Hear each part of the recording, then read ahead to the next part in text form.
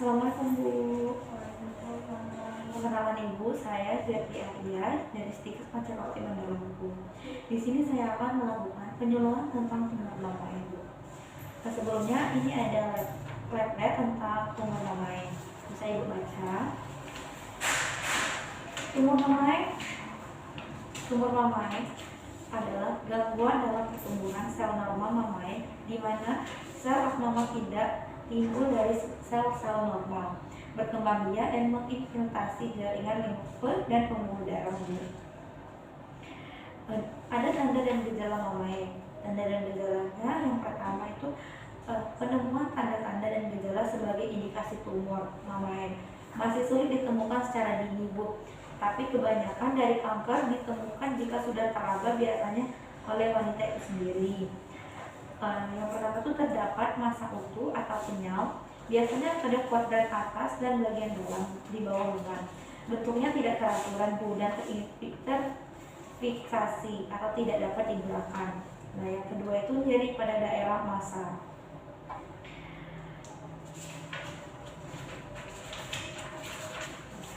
Terus yang ketiga adanya lekukan di dalam atau di samping tarikan dan retraksi pada area mamai.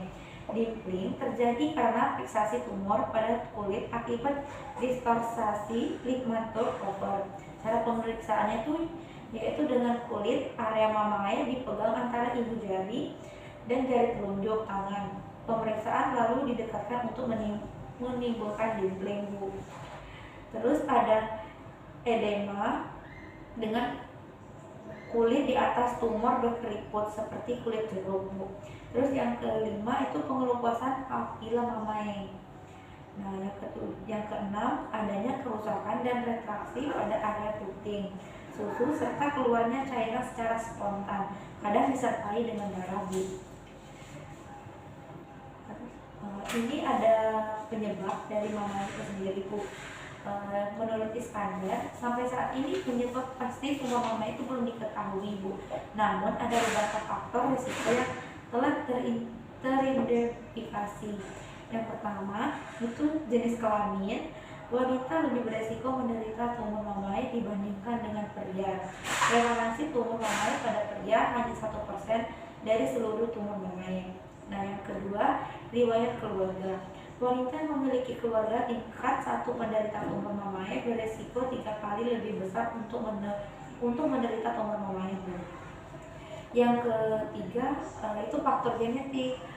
Itu terjadi mutasi gen pada kromosom 17 dan BRCA2. Pada kromosom 13 dapat meningkatkan resiko tumor mamai sampai 85-50%. Selain itu, gen PET53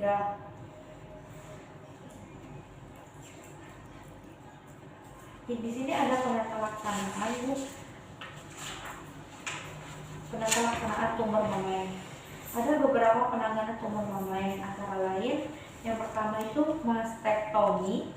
Mastektomi itu adalah operasi pengangkatan mamai. Ada 3 jenis mastektomi, yaitu modified radikal mastektomi, yaitu operasi pengangkatan seluruh mamai, jaringan mamai di tulang dada, tulang selangkah dan tulang iga, serta benjolan di sekitar ketiak.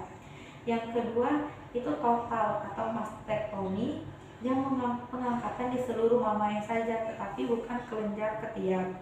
Nah, yang ketiga itu ada radikal mastektomi, yaitu operasi pengangkatan sebagian dari mamai, biasanya disebut lumpektomi, yaitu pengangkatan hanya pada bagian yang mengandung sel kanker, bukan seluruh mamai. Yang B, radiasi, dan C, kemoterapi.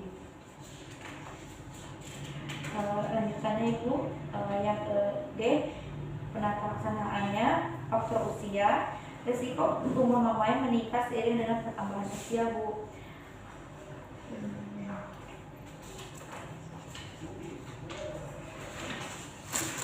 Di sini ada beberapa cara pencegahannya Bu. Cara pencegahan kanker payudara itu belum ada langkah pencegahannya. Belum ada langkah pencegahan kanker payudara secara pasti.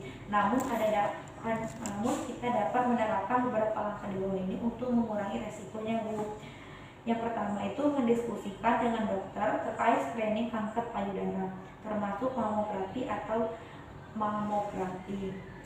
Yang kedua itu memperhatikan setiap perubahan yang ada di payudara. Jika muncul benjolan atau tanda lain di payudara, ibu bisa segera berkonsultasi dengan dokter. Kemudian berolahraga teratur, yakni minimal 30 menit dalam sehari selama beberapa hari dalam seminggu. Yang keempat itu menjaga berat badan ideal dengan mengatur pola makan dan mengonsumsi makanan sehat, terutama dengan menghindari lemak jahat. Batasi konsumsi minuman beralkohol, tidak merokok. Kemudian menyusui buah hati karena kegiatan ini dapat menurunkan risiko kanker payudara. Kemudian mengurangi dosis dan durasi menggunakan terapi hormon. Nah, di sini ada beberapa komplikasi Bu pada tumor mamae. Komplikasi kanker payudara itu bila terjadi payudara tidak ditangani dengan baik, penyakit ini dapat menyebabkan komplikasi berupa penyebaran sel kanker ke tulang sehingga muncul gejala nyeri tulang serta penipisan dan kelemahan tulang sampai terjadi patah tulang Bu.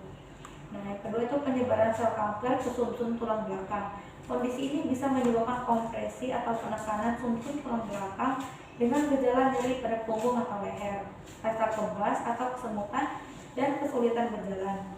Nah, yang ketiga itu ada hiperkalsemia atau kelebihan kalsium dalam darah yang disebabkan oleh penipisan tulang. Kondisi ini dapat memicu masalah lain seperti batu ginjal, detak jantung tidak teratur, linglung, sering lupa, bahkan koma Bu. Sebelumnya apakah ada yang ingin ditanyakan Bu? Ya, kalau tidak ada, saya akhiri ya Bu. Terima kasih atas waktunya. Saya akhiri. Wabillahi taufiq wal hidayah. Wassalamualaikum warahmatullahi wabarakatuh.